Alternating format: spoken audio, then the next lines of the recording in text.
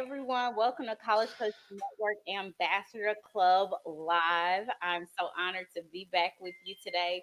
With me, I have a very special guest, Senator James Maroney from Connecticut. He is actually one of our amazing partners here at College Coaching Network. He is one of the founders of a company called First Choice College, and he is a graduate of Yale, and he is super intelligent. And him and his company actually provides our students with a free 1 hour SAT test and ACT soon to come. And he has some great news and things out there that's available to our students that we want to talk about today. So, in previous episodes, we talked about test optional, right? Everyone thinking, oh, I don't have to take the ACT or SAT test, right? Forget about it.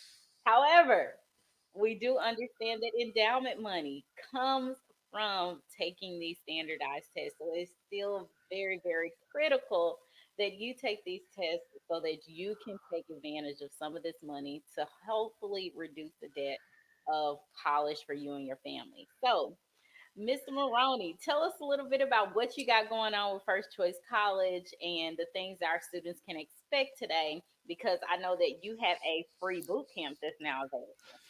Yes, Mika, thank you very much for having me. It's an honor to be able to, be on here and talk with your students.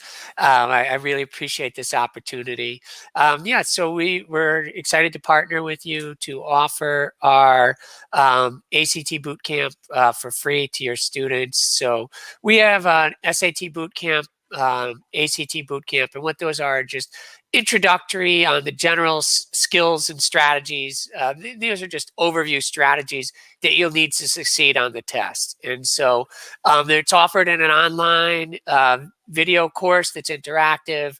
In both of those courses, and we'll just focus, I guess, on the ACT, there are 5 video lessons, and then there are also some practice problems that students can take with the video explanation.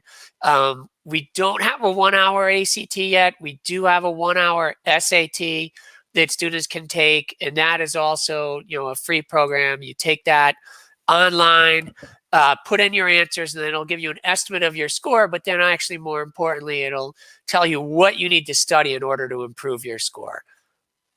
So you have been at this for quite some time.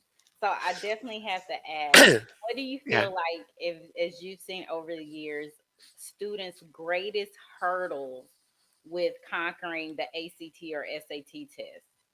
And I think, the biggest obstacle for most students scoring where they should or at their capability is really a confidence issue. And a lot of them are confused. They don't know how to take the test. They get nervous. And so the best way to prepare is practice, right? Just like the best way to prepare for anything, any sport or any, musician, any instrument you play is practice, right? The whole Malcolm Gladwell 10,000 hours to become an expert in anything.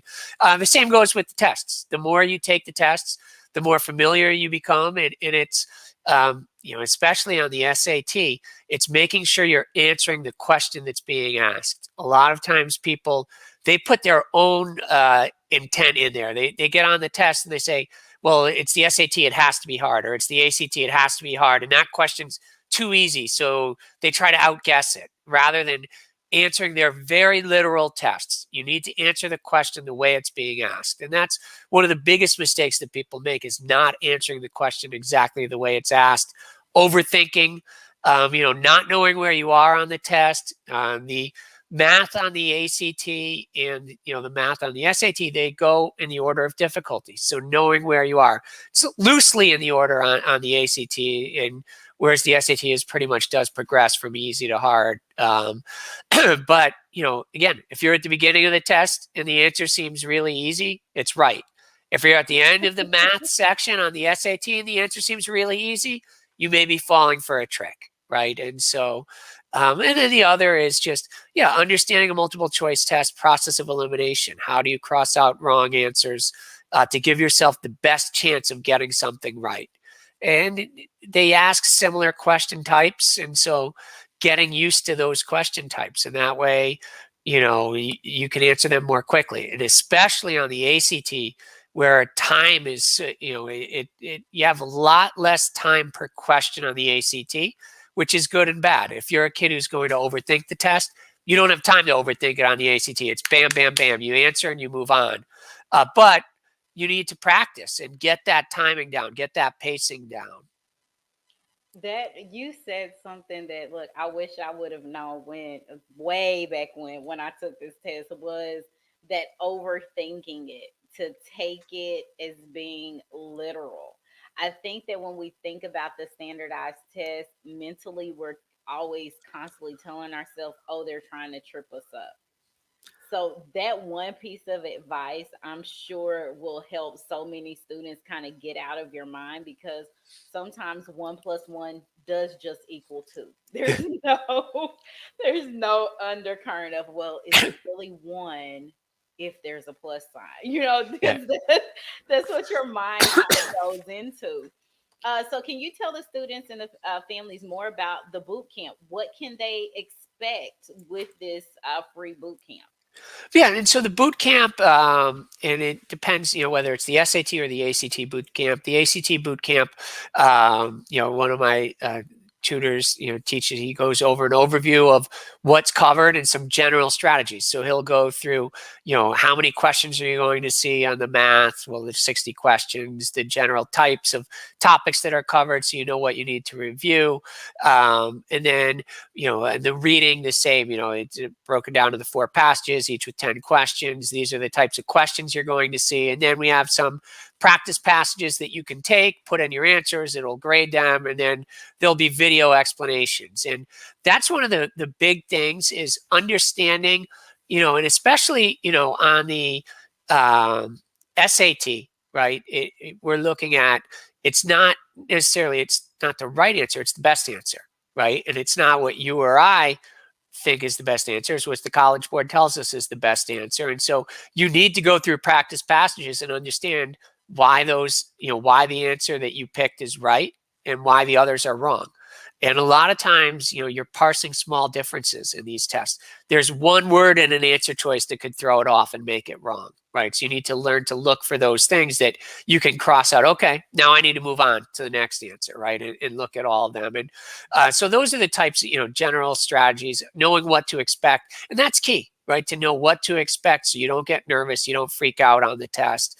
And especially, 40 questions in 35 minutes, less than a minute per question, right? And so if you spend 3 minutes freaking out, your score is 3 points less than it could have been, because that's 3 less questions, right? And that you can answer. So that familiarity is key. And so that's the other thing, with the boot camps, we include access to our test center so that you can take practice tests, and they're publicly available tests. So you would download them somewhere else, but then you put your answers in and it'll break it down by skill area for you on what you need to study in order to improve your score. That's awesome. That's awesome. So I think, based on hearing you speak, and I think for the students and the parents, simplistically, what do you feel like is the greatest difference between the ACT and the SAT? Because I know some states focus more on the ACT. Like, I graduated in Louisiana. In Louisiana, usually you take the ACT. Right. However, I live in Texas now, and Texas predominantly, for the most part, does the I see. SAT. So, what Right. is the difference between the two tests? One is speed. You have to work a lot more quickly on the ACT, and so the SAT, you usually have more than a minute per question, whereas on the ACT you have less than a minute per question, right? So you have to work more quickly. The math that is covered. There's some different math on the ACT. So on the ACT, you'll have exponents, logs, matrices, which you will not see on the SAT.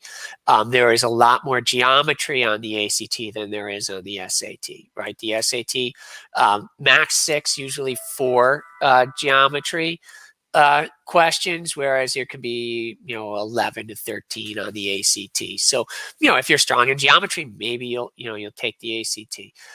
ACT questions tend to be a little more straightforward than the SAT. The other thing is the ACT has a science section, which they do not have on the SAT. Now, that being said, it's not really science in that you need to remember your chemistry or your biology, or your physics. It's reading and applying the scientific methods. And so all the answers are in those passages. It's just you have to understand how to pull it out there. And so, Mm. and that's one where you also definitely, it's 40 questions in 35 minutes. And so that same thing, if you spend a few minutes freaking out, your score is going to be 2 or 3 less points, right? And so one composite point on the composite point on the ACT is 40 points on the SAT, right? So if you're 3 points lower, it's like 120. That's a significant difference. So I find roughly, half the students do exactly the same when you convert the scores and you use a concordance chart. So there's a chart that you can compare what's my SAT equal to an ACT, what's my ACT equal to for an SAT. About half the students are almost exactly the same, which tells us whatever these tests are measuring, and they don't measure intelligence, because if they did, you couldn't come and study, right, and improve it. Your score Exactly. would be what it is. But whatever they measure the same thing, right? Because the majority of people, their scores are pretty equal. But there are a quarter of the students who do better on one and a quarter who do better on the other. And so the best way to find out is to take one of each test, right? And compare your scores. We do have the 1 hour SAT. We are working on that 1 hour ACT. And so we found our 1 hour SAT is about 95% reliable. So we need to get our 1 hour ACT to that point, and then we'll have that 2 hour test. So instead of having to take, each test for over 3 hours, 6 hours, we should be able to tell you in 2 hours which one is better for you. But we are still looking for volunteers to help us to take that 1 hour ACT so we can do the reliability study on our data. Yes, and I know we're going to have some students to take that test so that we um, can get some of that testing done on which for the ACT, because there is a lot of students that take that one. So I definitely want to ask, do you think that in your years of experience, there a is there maybe, I guess, a study personality or a particular strength in a student that makes one test better than the other? Or you did say they kind of balance out, that there's that 25 percentile that may want to think about which one should I really take.